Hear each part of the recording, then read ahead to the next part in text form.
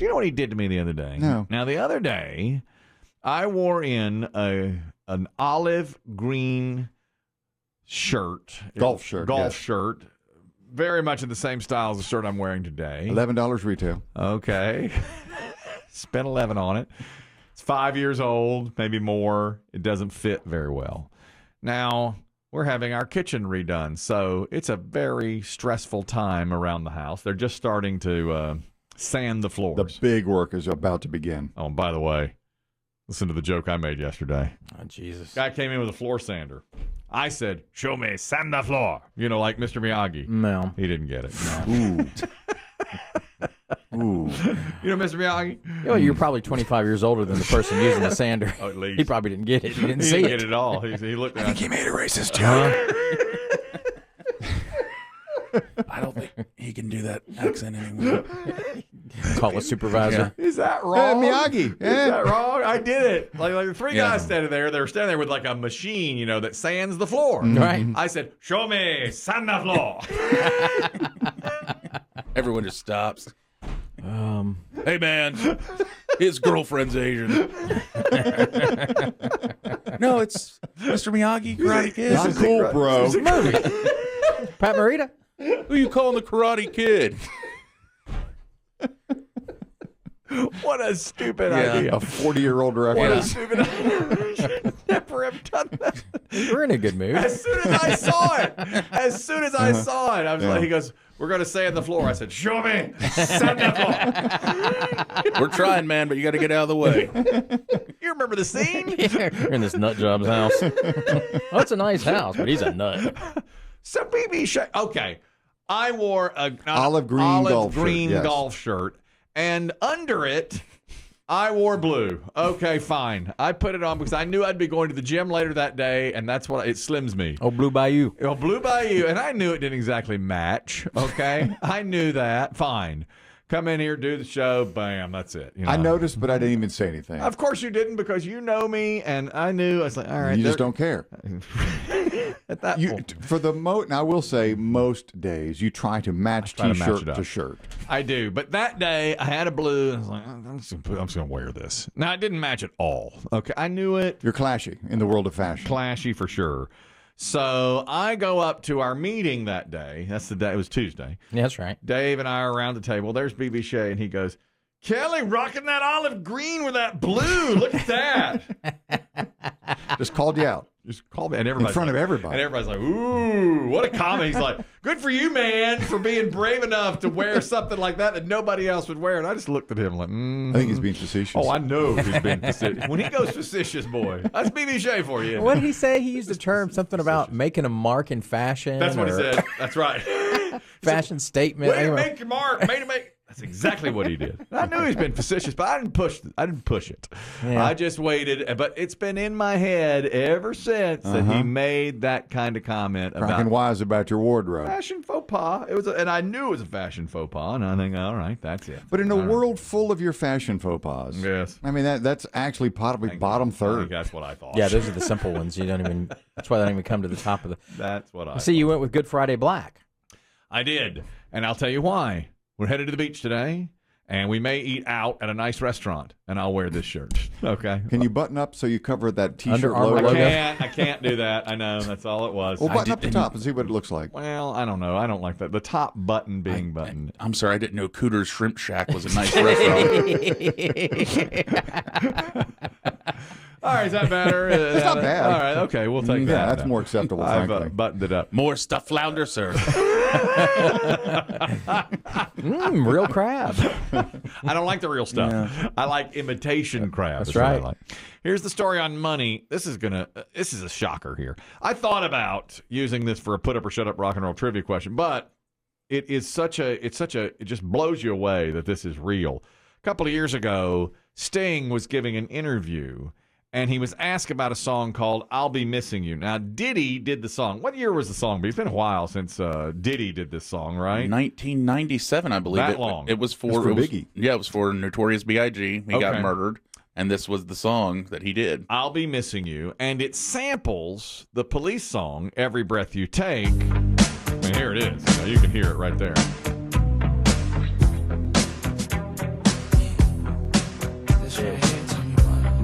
This is not Every Breath You Take. It's the Diddy song, I'll Be Missing. Lost someone. Truly love. Come on, check it out. Seems like yesterday we used to rock the show. I laced the track, you locked the flow. So far from hanging on the block for dough. Notorious, they got to know that life ain't always what it seemed to be. Okay. Now, Diddy borrowed from Every Breath You Take without asking Sting's permission. So when Sting heard the song on, K95, he goes, whoa, wait a minute. And he had to get, he says, that's my song. So he gets with Diddy's people, and apparently they made an arrangement, and Sting was asked about it on a podcast a couple of years ago. And he was asked, is it true you get $2,000 a day from Diddy because he borrowed that song? Here's what he said. Is it true that Diddy has to pay you $2,000 a day because he didn't ask permission to sample Every Breath You Take? Yeah. Wow. For the rest of his life. Wow. But did he ask you for permission? Yes, he did. After the fact? Yes, he did. It was after. We're very good friends now. Now, Diddy heard that audio and responded and said, actually, that's not true. I pay him $5,000 every day because I used that song. And they both, and he's like, now we're good. We're homies, is what he said. Well, I actually saw, maybe it was shortly after the song came out, maybe with the next Grammys or MTV Awards after Biggie Smalls was killed, Sting performed it with him. They did. Yeah. They became friends over it, but since he didn't, but business is business. Business is business. He pays him $5,000 a day until he dies. Until he dies for that song. Who goes first? That's what Sting says. It's $35 a week, $35K. I did the math. It's $1.8 million a year. It's $5,000. It's $1.825 million a year. Every single day he pays him. Now, Biggie, you're more of the resident hip hop historian on this program. You're in that world more than us. When did the sampling? When did people crack down on stealing other people's songs? That's a good question because sampling in hip hop music has always been. That's how it started. It started. It always depends, though. I think there's a lot of like what Diddy did. You make it, you wait and see. You hope. Yeah, you see if somebody comes back. Not permission, right? Yeah, and you do it now. A lot of times what happens is they go, fine, put them on, give them a writing credit because that writing credit then pays. Okay. Yeah. So it was common to do this without asking permission from the original artist? In the 80s. It was. Absolutely. Okay. I wouldn't say, and I wouldn't say common now because you see rappers say to other people, hey, clear my lyric, I need the music for this, clear my music for me. Yeah. You'll be paid for it. Yeah. But, like one of the big famous ones is, you had the one like Robin Thicke and Marvin Gaye's family. So you see these big lawsuits come out of it sometimes. Now, I don't see how the deal they made for this song, because this song was an enormous hit. Yeah. But I don't think it still makes $2 million a year. And that's what he's paying. And that's what he's paying for. Forever. And just from a critical point of view, this isn't a sample. This is he the took song. the song. Yeah. That's right. It's called "I'll Be Missing You." He didn't do any. No. Diddy didn't do any modifications to the song. He maybe slowed it down. That's a right. touch. He slowed it and looped it. Yeah, it wasn't like you're talking about. Not just a piece of a You're song. talking about the Marvin Gaye thing. Was like, did they take that? Was the feel? This is the song. That's right. Yeah. It's like when Elton John gets together with Britney Spears, they do, or whoever else, they just do his song in a different way. That's exactly what that is. $1.8 million a year. I hope it's worth it. And those two love each other now. And then he gets that money whether somebody plays the song or not. But if you get a writing credit, you only get paid when it's played, right? Oh, is that right? Probably. I think so. I thought you only got paid when it was played over the airways by ASCAP BMI. Oh, maybe that's so right. Sting got a pretty good deal. A better deal. $5,000 a day. Yeah. $5,000 a day. I'll tell you That's this: right. the streamers, like if you stream music, it does pay. I actually just watched a very interesting video from a television writer who talked about residuals, and he's written several episodes of TV shows, and he sat down, and the whole video is him opening his residual checks for the month, and what show it was, how much it varied. Were they small amounts or big? It was funny because it really did vary, and he was like, I wrote an episode of 8 Simple Rules. Yep. $8.42. I went to an estate auction for Frances Bavier, who played Aunt B on the Andy Griffith Show. So we're walking around. Ooh. And you don't want to gamble with your money. Name drop like that. I don't often say this, but I think you just ruined my good story. You're familiar with Frances Bavier. Who isn't? She played Aunt B on the Andy Griffith Show. And to the best of our knowledge, no one else. That's right. That's right. When she died, you could come and see all of her items at her house. She lived not that far from me, 30 miles. And my dad said, come on, we're going to see Aunt B's house. I said, what? He said, yep, we're going. So they had out there a ton of those checks from the Andy Griffith Show. $1.25, 75 cents. I mean, they were tiny little amounts of money, and there were hundreds of them, and I guess... But wouldn't you think she'd get more? I mean, every time the episode aired, did she get $2? That's crazy. That's what it goes back to is he ended up tallying up $1,100 for the month because one check was like for $600. Yeah. But what he said, which I thought was real interesting, he said like if the show you wrote goes to a streamer like a Netflix or something, forget it. Your money goes way down. It has to be. It goes down. Yes. He said I bet this episode of 8 Simple Rules that I only got $8 for is on a streamer. If it had rerun on TV Land, he'd have gotten $80. No, but he said once the shows go to streamers, money tanks goes way down. Interesting. Do you think sometimes shows that are being streamed? Because I watch shows that are out of the norm. Do you feel like they just sit there and nobody watches them for months? I'm talking about like the Andy Griffith Show is on Netflix, or old shows. The Rockford Files is on Netflix. Do you think that? What's the engagement rate? I guess is that what they call it? How many people click on? I mean, I know they know, but how many people are watching the Rockford Files? Is it zero? At times, is nobody in America? I bet. I think so. I do too. I can't imagine that there's somebody watching that show all the time. I pulled a Chris Kelly last night. I was going to watch that new movie, Knock at the Cabin.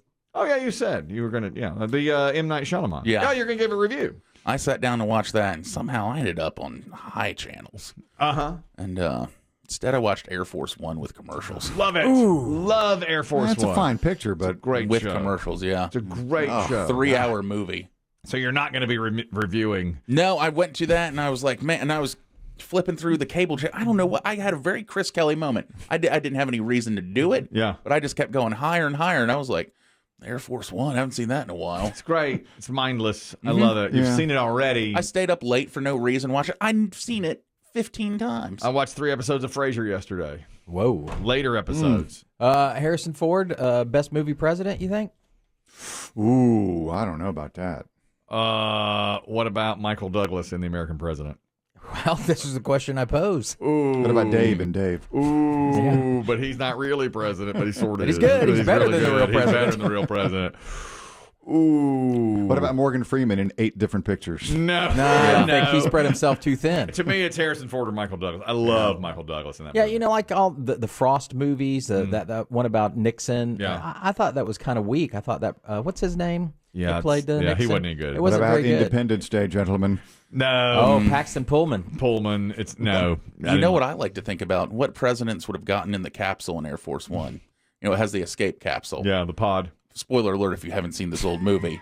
He don't get in. No, he stays. He makes it look like he got in. But I always wonder what presidents would actually get in the capsule and which ones would have stayed with their family. Well, Trump's in the capsule. Trump's in the pod. Okay. Biden, I don't think, could find the pod. I'm down here in the Diet Cokes.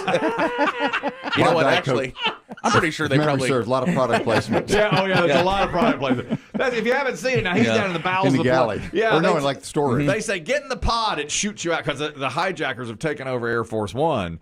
And he doesn't. He stays, and he's like an action hero. But he has military training, right? Yes, he does. I think Trump would race. I think he'd kick Melania out of the pod and get in it. And then I think Biden, would be too... well, he's down there anyways. He's probably got to pull him up from there. Is this the bathroom? He's down in the luggage again. Somebody go get him. I think Obama would stay. I think Obama would have stayed. He would stay in the plane. How about Dub? I think he would have stayed. Yeah. He's tough. I agree. Clinton, he would have been in the pot already with a chick. Did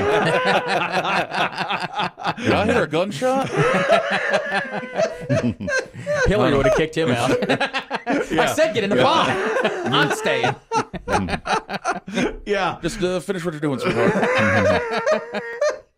Great question. Very good question. Which presidents get in the pod?